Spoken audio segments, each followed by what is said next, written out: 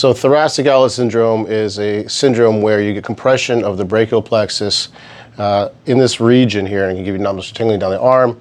Oftentimes it gets blamed on some sort of cervical issue, but it really is just compression of these nerves here. So I'll show you how I like to test for it.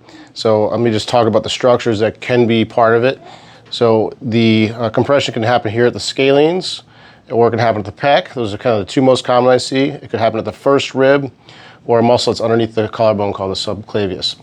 So what you want to do to find out if there's compression, let me borrow your wrist, is first find the radial pulse, get a sense for how thick or thready that pulse is. And then what I want to do is I'm going to pull her back here into this position first, theoretically taking the slack out of the pec muscle.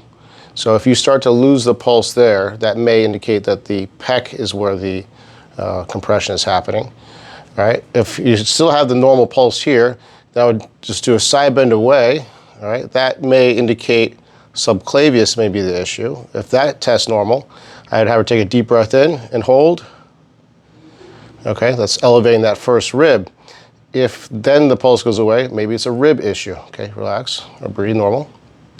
All right, then the last thing I would do is put her into a scalene stretch position, taking all the slack out of the scalene muscle, so right about there. If that's where it goes away, then the scalene is the issue. Now, these aren't perfect tests, but it gives you some sort of clue as to what structure may be involved.